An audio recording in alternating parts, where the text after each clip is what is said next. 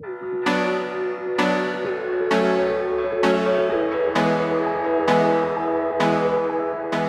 everybody, welcome to today's part of the 5 concepts that every small business owner needs. Please feel free to ask your questions here in the comments. Today we're actually going to get into the topics that are a little bit closer to home for me. Yesterday we talked more about the legal entities. Today we're going to talk about tax structures.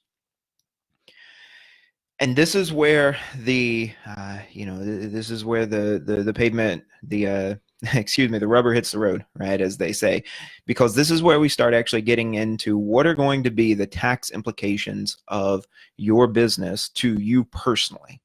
Right? What we talked about yesterday was creating the legal embodiment of your business. And in fact, just to review, there are 4 types of legal entities for your business. The first one is none. One of the points that I made toward the end of yesterday's talk was that you actually don't need a legal entity for your business. You can go into business and be running a business without actually registering it. I don't recommend it, at least not once you have proven the concept of your business, and at least not once you're actually starting to make some money at your business.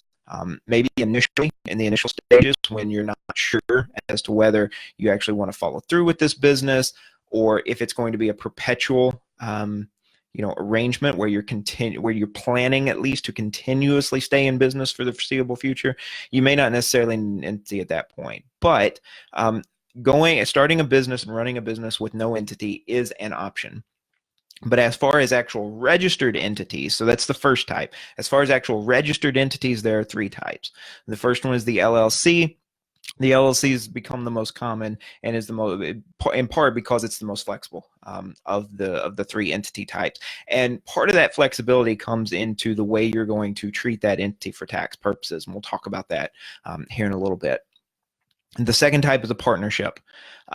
This has become much less common due in part to the rise of LLCs. And again, I'll talk about this a little bit more, because as you register an LLC, if you have what we call a multi-member LLC, an LLC with more than one member, more than one owner, it automatically gets treated as if it's a partnership. And so there's really not much of a reason in general anymore to register a partnership as opposed to an LLC with more than one member. There are some reasons depending upon certain industries, certain specific cases, but in general, for small business owners, the partnership as a legal entity has gone by the wayside because of LLCs. And then the 4th type is the corporation. These usually have more stringent filing requirements, especially at the state level. And so in terms of looking for the easiest, the most flexible, and the less administratively stringent entity type, the LLC has really come to dominate the legal entity space. So now the question is, right, once you've figured out what type of legal entity you have, none, LLC, partnership, corporation, the question then is, how is this thing actually going to be taxed? And here we have another set of 4 options. The first one is what we call a sole proprietorship. And as the name implies, this is an individual that is a proprietor, right, that has gone into business for herself on her own. And this tax structure, the sole proprietorship, actually applies to multiple kinds of legal entities.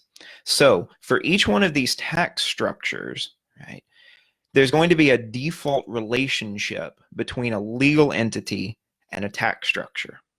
The idea here being that if you create a legal entity, we need to automatically know how this thing is going to be treated for taxes. Now, we can change that, but for every legal entity type, there is a default tax structure, a default tax treatment of that legal entity type.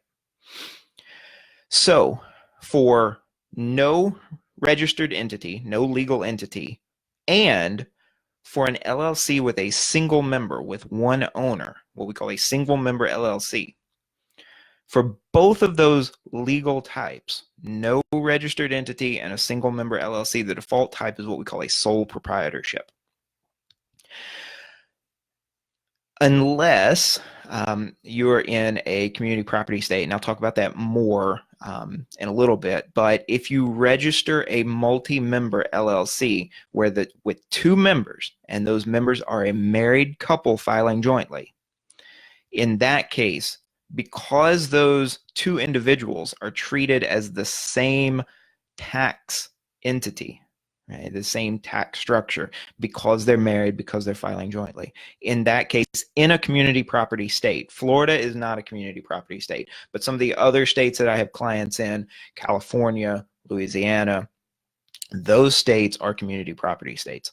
In community property state, an LLC owned by a married couple is treated like a single member LLC, and therefore it's treated like a sole proprietorship.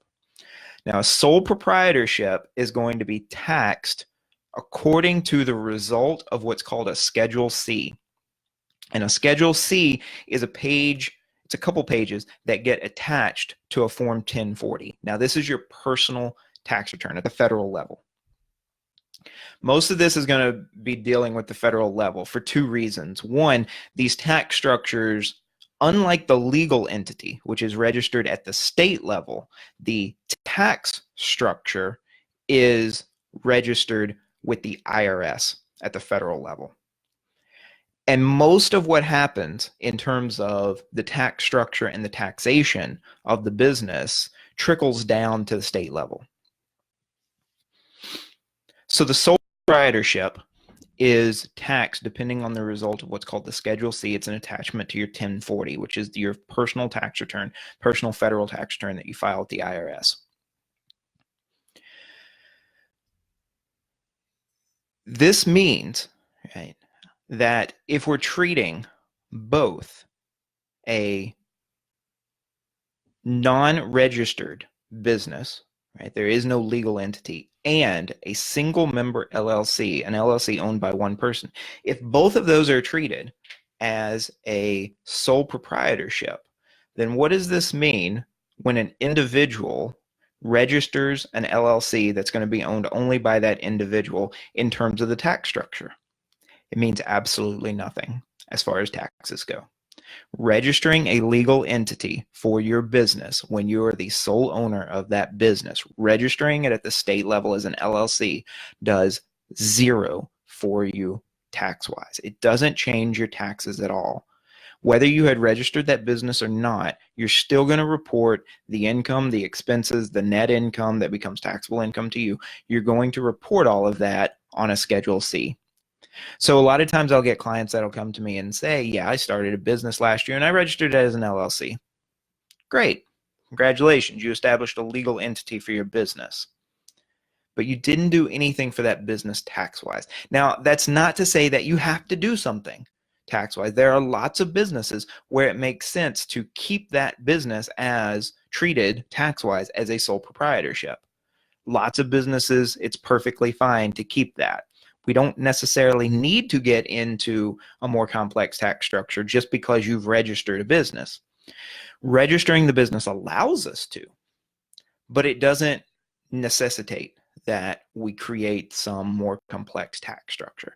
But just know that, keep that in mind, that registering an LLC for a business, if you're the sole owner, doesn't change anything about the taxation of that business. We'll talk about, I'll talk about here in a few minutes some other things that you can do to change the tax structure of your business, even your LLC, your individually owned LLC. But that's one of the big takeaways from today's talk. And one of the big misconceptions that I find with a lot of people is that registering a legal entity for your business doesn't necessarily change anything about the tax treatment of that business if it's a single member LLC. With a Schedule C, operation, a sole proprietorship, there are a couple things that happen. One, there is what's called a home office deduction. This can be treated if you run your business out of a dedicated part of your personal residence. So you take a bedroom and you use it entirely and exclusively as a home office for that business, then you can take a deduction. You can get a little bit of a business expense out of that. That's one thing. Another thing, though, and this is where I see a lot of prospects and new clients coming to me where they've struggled, is they've had this business operating for a couple years, and they've wound up, when they file their taxes, which they've done themselves, they wind up with a relatively big tax bill that they weren't expecting. And it's because when you have a business that you're reporting the income of on a Schedule C, then you're responsible for paying what's called self-employment tax. Now, we'll get more into self-employment tax and payroll tax tomorrow. That's tomorrow's topic, is talking about income tax versus self-employment and payroll tax. These are two different kinds of taxes that result depending on the tax treatment of your business. And this is where we can start getting into discussions of how we save taxes using these more complex tax structures for your business, for your entity. So sole proprietorship is the default for no registered entity or single member LLC. Therefore, if you're the sole owner of your business and you register an LLC, it doesn't do anything for you tax-wise. Partnership. This is the second kind of tax structure for your business. Now, this is exactly the same term, right, word, as yesterday with legal entities. You can register a partnership, and the default treatment of a partnership is as a partnership. But the default for a multi-member LLC, an LLC that's owned by more than one member, is also a partnership. So a multi-member LLC and a partnership both default to being treated as a partnership, unless that LLC is owned by two members, a married couple, and they want to treat it as a sole proprietorship. Again, this is an edge case here. So we have a multi-member LLC, partnership, either of those registered entities being treated by default as a partnership. Now, the sole proprietorship, it reports everything tax-wise on a Schedule C, which is an attachment to your personal tax return, your 1040. A partnership, and all of the other entities I'm going to talk about, but a partnership is the first one that files its own tax return. So if you have a multi-member LLC or a partnership, then it needs to file its own tax return. It's called a Form 1065 for the IRS. This is the partnership tax return. It's where you report all of the taxable events and material events and the taxable income and expenses of that partnership is on a Form 1065. One really cool thing about a partnership, as opposed to the other entity types we're going to talk about, is that a partnership allows for different allocations of ownership, profits, and losses. This is unique to the partnership tax treatment. No other tax structure gets this kind of flexibility in terms of how we are allocating ownership, profits, and losses. And those are three different things. So yesterday, when I talked about registering a partnership, you need a partnership agreement. And ideally, this is something that you would consult with a business attorney and hire a business attorney to help you draft with your other partners, help you draft this document, the partnership agreement. Because one of the things that needs to be clearly spelled out in that partnership agreement is who owns how much of the partnership, who's going to collect what percentage of the profits that this company makes, and who's going to get the result of losses that this business might have. Those are three separate issues, 3 separate questions that the partners, the owners of this partnership, need to answer in that partnership agreement in writing. The same holds true for a multi-member LLC, because remember, this defaults to a partnership as well. So in terms of the tax structure, if you register an LLC that has 2 or more owners, where the 2 owners aren't a married couple, or you register a partnership, you need a partnership agreement that spells out who owns what percentage of the business, who gets what percentage of the profits, and who takes what percentage of the losses for this business. You need to have all 3 of those things separately spelled out. Talk to a business attorney to figure all those things out. This makes it good for complex entity structures. So in some cases and in some industries, it might make sense to have multiple entities that are then owned by an umbrella entity that becomes or is treated as this partnership. So you might have, for example, a group of partners that get together that want to invest in real estate, rental real estate. And so they would create a separate LLC for each property that's being rented. And this is going to some degree, and again, I'm not a business attorney, so consult with a business attorney if you're thinking about doing something like this, or if you have been doing something like this. For each property, you're going to have a separate LLC, which is going to isolate each property in terms of legal liability from all the other properties. But then each of those LLCs is going to be owned by the partnership, right? And so you actually have this sort of umbrella organization, this umbrella entity that owns all of these subsidiary entities.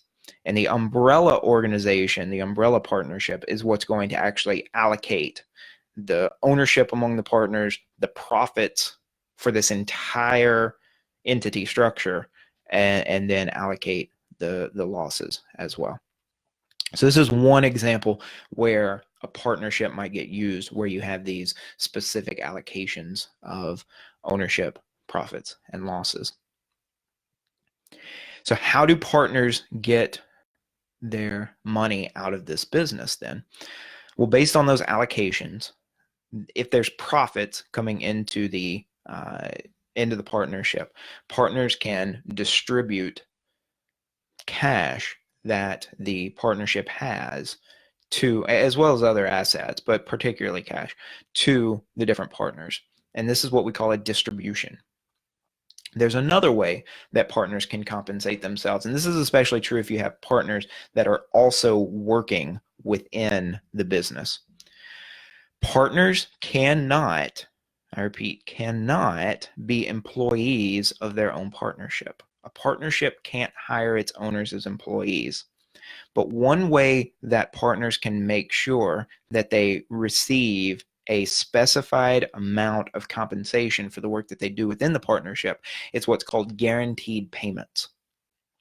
And again, this is something that should be clearly spelled out in the partnership agreement. But partners can get what's called guaranteed payments. Guaranteed payments come to partners as self-employment income. So they pay self-employment tax on that. Again, we'll talk about income tax versus self-employment tax tomorrow. So there's 2 ways partners can be compensated for as owners of the partnership. They cannot be employees of the partnership, but they can take distributions, and they can also take guaranteed payments. All of this needs to be spelled out in the partnership agreement. The third type of tax structure is what we call the C corporation, and this is the letter C, right? ABC. So there is a C corporation. This comes from the particular part of the Internal Revenue Code or the tax law that discusses this kind of corporation. It's subsection C. And so it's talking about C corporations.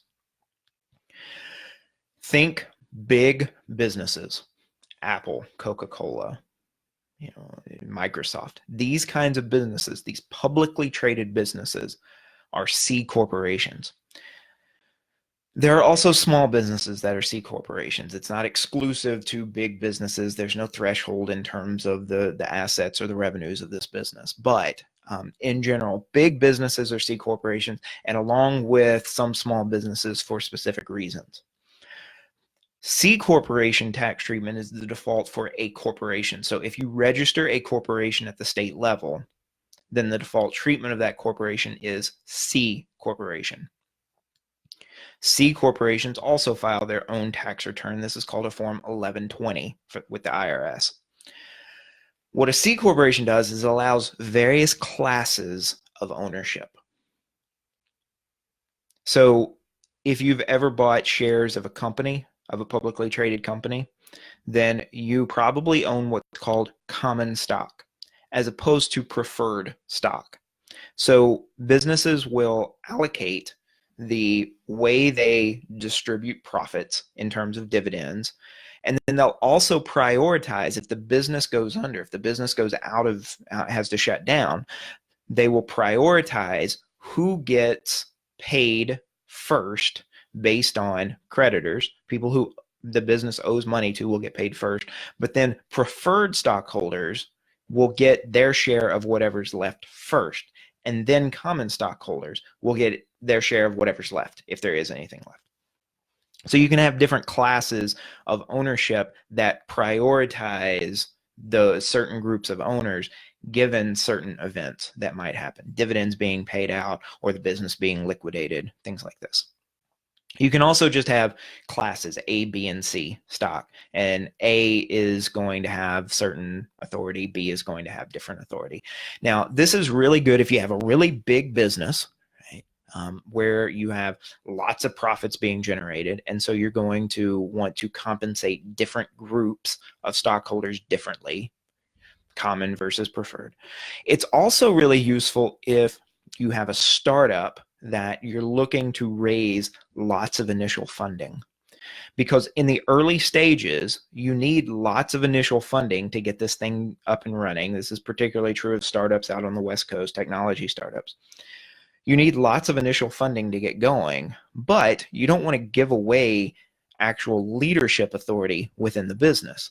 So how do you make it lucrative to an investor who wants to invest money into your company and therefore be able to pull some profits out down the road when this business takes off, but also not give this investor decision-making power within the business? So you might create different classes of stock, one class that has ownership and leadership authority, another class that only has ownership and will pull on profits, but doesn't have any actual leadership or decision-making authority, right?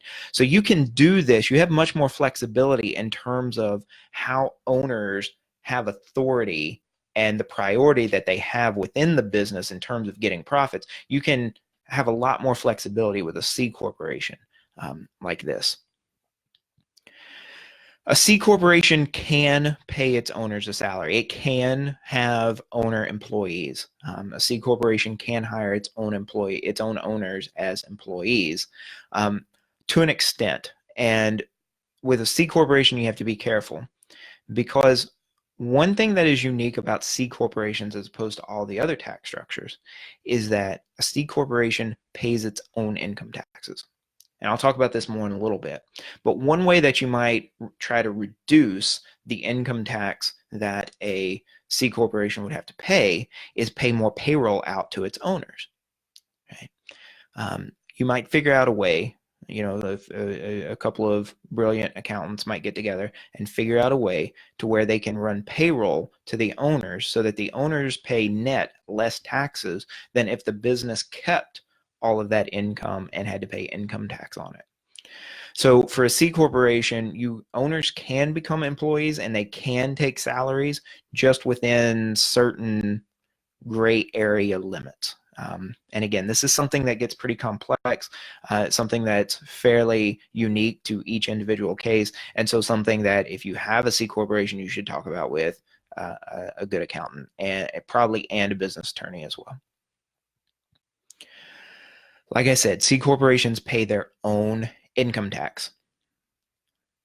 Right now, ever since the passage of the Tax Cuts and Jobs Act of 2017, starting in 2018 and now into 2019, the corporate income tax rate is a flat 21%. So if a corporation brings in $10 million in revenue, has $5 million of deductible expenses, it has $5 million net income, so it's going to pay 21% of that net income in taxes to the federal government. And it's probably going to pay some income taxes to states as well, depending on whichever state you're in. So C corporations pay income taxes. Now, owners then of that C corporation get a share of the profits in the form of what we call a dividend. Right? So again, if you've ever owned stock in a company, then you may have received a check, usually every quarter, sometimes every year, depending on the company. You may have received a check for dividends. And this is how C corporations distribute profits to the owners. Owners invest money into the business and they expect some return on that over time in the form of dividend. But when you as an owner of a C corporation get that dividend income, you have to report that dividend income and pay personal income taxes on that dividend. But now, because this is a distribution of net income, this is money after the C corporation already paid its own income taxes. This leads to what we call double taxation of C corporations. This is unique to C corporations. C corporations have what's called double taxation because the corporation itself pays income tax. Then the owners, after they collect their dividend income, have to pay income tax, personal income tax on that dividend. So this is not ideal for small business owners that need to rely on the distributions of profits and the cash flow from those profits directly out of their business. It's ideal given certain ownership versus leadership questions that might arise, particularly in startups, particularly in really large businesses. But for the majority of small business owners, the C corporation really isn't ideal. So we need something that doesn't have the double taxation of a C corporation, but also doesn't require multiple owners like a partnership, but also gives us some advantages over sole proprietorship. And so we have a fourth category, and this is one of the most popular. This is the most popular tax structure. This is probably one that a lot of people have heard of, but maybe they're not sure what it is. And this is the S corporation. So again, this is named after the subchapter of the Internal Revenue Code, the tax law, that discusses this type of corporation. It's subchapter S. Sometimes you'll hear it referred to as a sub-S corporation. That just is short for subchapter S corporation or an S corporation. Now, there is no legal entity, right, that defaults to an S corporation. So no legal entity, having no legal entity defaults to a sole proprietorship. Having a single owner LLC defaults to a sole proprietorship. Having a multi-member LLC defaults to a partnership. A partnership defaults to a partnership, and a corporation defaults to a C corporation. So how do we get an S corporation? You have to register either an LLC or a corporation, and you elect S corporation treatment of that entity by the IRS. There's a form, it's called a Form 2553. Please don't try to fill this thing out on your own. Get an accountant to do it for you. In fact, get an accountant to do all of this for you. But get an accountant to do this for you, or a business attorney. Fill out the Form 2553. You sign that. You as the owner of the business, and all the owners of the business have to sign this thing. And then send that to the IRS. As long as the form is filled out properly, the IRS then looks at your business, either an LLC or a corporation. There has to be a registered entity there. You can't do this with a non-registered entity. You have to register an entity first, an LLC or a corporation. Then you ask the IRS with this Form 2553 to treat this thing, this legal entity, as an S corporation. So it's an active election that has to happen in order to get an S corporation. But notice, you don't form an S corporation. There's no such thing as registering an S corporation. You can't go to any state office, Secretary of State, whatever, and say, I'd like to register an S corp. You can't do that. You have to register either an LLC or a corporation. Then you elect with the IRS to have that entity treated as an S corporation. You cannot register an S corporation. You elect S corporation status for a registered entity. So you have either an LLC or a corporation, and you elect to treat this thing as an S corporation. Now what happens? With an S corporation, you can only have one class of stock. Remember, a partnership, you can allocate ownership, profits, and losses differently. With a C corporation, you can have multiple types of stock that will allow a difference between ownership and leadership authority. But with an S corporation, you can only have one class of stock. So all stockholders are equal to the extent of the percentage that they have. So if you have an S corporation along with some other people and you own 20%, you get 20% of the ownership. You also get 20% of the leadership authority within that business. If you own 51%, you have pretty much all the leadership authority because you've got a majority. If you own 100%, it's entirely yours. So there's only one class of stock. It's also limited to 100 owners. So big companies like Apple or Coca-Cola are going to have millions and millions of shareholders. They're going to have millions and millions of shares owned by millions and millions of shareholders. An S corporation can have up to 100 owners. So these are designed for small businesses in terms of not a lot of owners. And even then, the vast majority of S corporations have one, maybe two owners. And a lot of the times when they have two owners, it's because it's a married couple that owns them. An S corporation must pay its owners a salary. So if you own an S corporation, then you are also required to be an employee of that corporation if you're doing work for that S corporation. So again, when you have a one person owned S corporation, the business is getting done by the owner. So the owner must be treated as an employee of that corporation as well. Now, it's possible if you have an S corporation with multiple owners that you would have owners, stockholders in that corporation that aren't also treated as employees because they don't do any work for the business. You can have an individual stockholder in an S corporation that doesn't actually perform work for the business, is just an owner, and therefore that person doesn't have to be treated as an employee. But if you own the S corporation and you do work for the S corporation, in that case, you have to treat yourself as an employee of the corporation as well. Now, this is actually a little bit more of an administrative burden, but it's where the tax savings of an S corporation come from. And I'll talk about that more tomorrow when I talk about the difference between income tax and self-employment tax or payroll tax. So to review, right, we've got 4 tax structures: sole proprietorship, which is the default for no entity or a single member LLC; partnership, which is the default for a multi-member LLC or partnership; C corporation, which is the default for a corporation; and then S corporation, which is not a default for any of them, but if you have an LLC or a corporation, you can elect S corp status.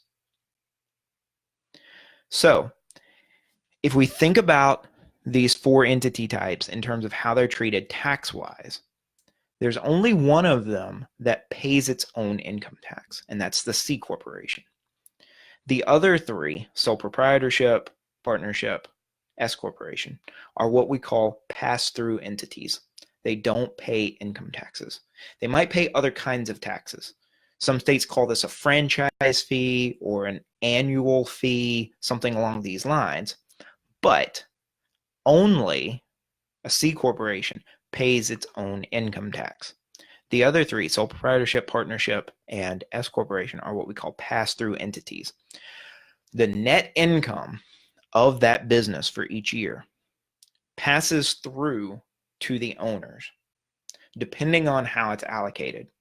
So for an S corporation or for a sole proprietorship, it's allocated to the owners depending on how much of the business they own. For a sole proprietorship, there's only one person, so 100% of the net income becomes personal income, passes through the business to the owner as personal income. For an S corporation, depending on however much you own of that S corp, if you own 100%, you get 100% of the net income. as personal income. If you own 50%, you get 50% as net income of the business's net income as personal income. For a partnership, it depends on those allocations that should be spelled out in the partnership agreement. If the business made a profit, then it's based on your profit allocation. If the business had a loss, it's based on the loss allocation.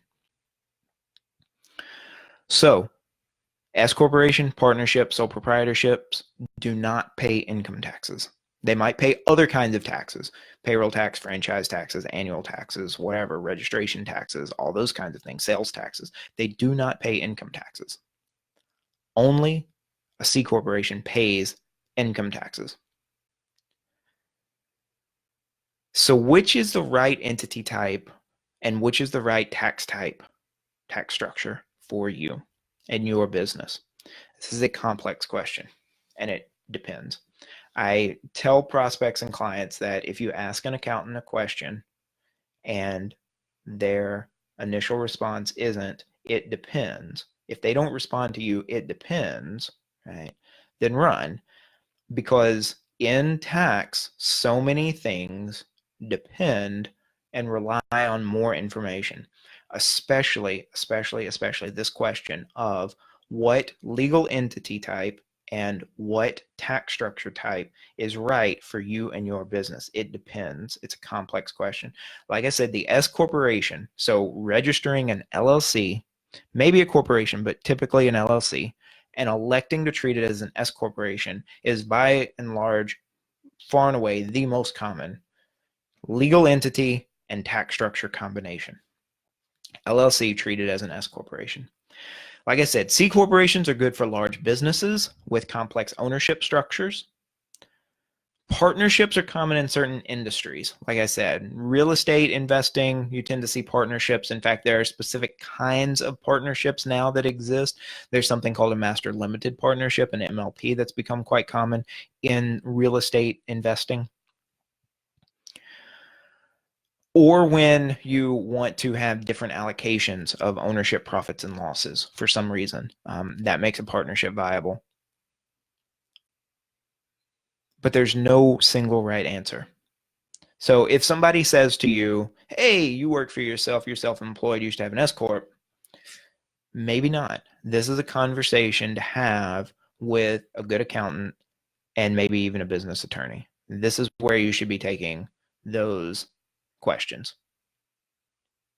So thank you very much for tuning in. This is the second installment in this series of 5 concepts for the self-employed. So the first was on legal entities. If you haven't watched that one yet, then some of what I said today reviewed that, but go back and watch that discussion. Today was looking at tax structures. Now, tomorrow, in the next installment, in the third installment, I'm going to get into the actual reasons why so many people self-employed people have S corporations, and why so many people recommend S corporations or think everybody should have an S corporation that's self-employed, because an S corporation really does allow for some substantial tax savings, especially for small businesses. And so I'll start to get into some of how that actually works, where that comes from tomorrow. So a little bit of a preview: income tax versus self-employment / payroll tax. Really, self-employment and payroll tax are the same thing. They're different words for the same thing, but income tax versus self-employment tax. Tomorrow, if you have any questions, please feel free to comment on this video. Let me know. Other than that, I look forward to seeing you tomorrow. Have a great day.